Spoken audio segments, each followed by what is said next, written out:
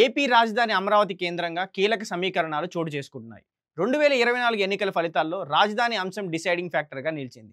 కూటమి ప్రభుత్వం అధికారంలోకి వచ్చిన తర్వాత అమరావతిలో కదలిక వచ్చింది, పనులు ప్రారంభం అయ్యాయి అంటున్నారు. కాగా రెండో విడత భూ సమీకరణ అంశం మొత్తంగా సమీకరణాలపై ప్రభావం పడింది. ఇప్పటికీ సీఆర్డీఏ ఈ అంశంపైన స్పష్టత ఇవ్వడం లేదు. అటు జగన్ రాజధానిపైన ఆసక్తికర వ్యాఖ్యలు చేశారు.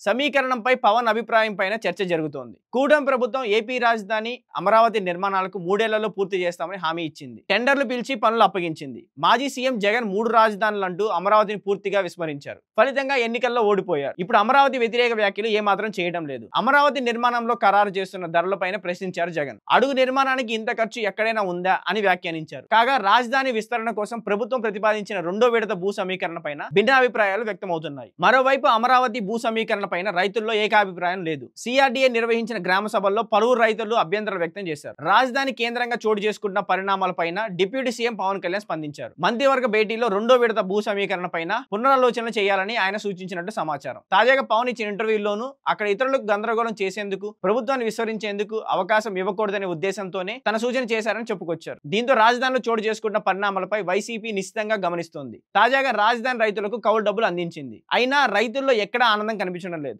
రాజధాని కోసం భూములు ఇచ్చిన 29,495 మంది రైతుల్లో 23,384 మందికి మాత్రమే కౌలు పొందేందుకు అర్హులుగా ఉన్నారు. అయితే వారికి కూడా ప్రభుత్వం పూర్తి స్థాయిలో కౌలు చెల్లించడం లేదు. 18,638కి మాత్రమే కౌలు చెల్లించింది. అయితే కొందరి బ్యాంకు ఖాతాల్లో కోడ్ తప్పుగా ఉండడంతో నగదు జమ కాలేదని మంత్రి నారాయణ చెబుతున్నారు. భూములు ఇచ్చిన రైతులకు ఏటా 10% పెంచాల్సి ఉంది. ఈ క్రమంలో కౌలు మొత్తం పెరుగుతూ వచ్చింది. అయితే ఈ 10 ఏళ్లలో రైతుల సంఖ్య తగ్గింది. 29,498గా ఉండాల్సిన రైతుల సంఖ్య ఇప్పుడు 23,384కు పడిపోయింది. ఇక రెండో విడత సమీకరణ పైన సీఆర్డీఏ నుంచి స్పష్టత రావడం లేదు. ప్రస్తుతం సింగపూర్ పర్యటన ద్వారా రాజధానిలో తిరిగి వారి భాగస్వామ్యం ఏంటనేది స్పష్టత రానుంది. మొత్తంగా అమరావతిలో మాత్రం ప్రస్తుత పరిణామాలు ఆసక్తికరంగా మారుతున్నాయి. త్వరలో జగన్ కూడా అమరావతి రైతులకు అనుకూలంగా ప్రకటన చేయనున్నట్లు తెలుస్తుంది.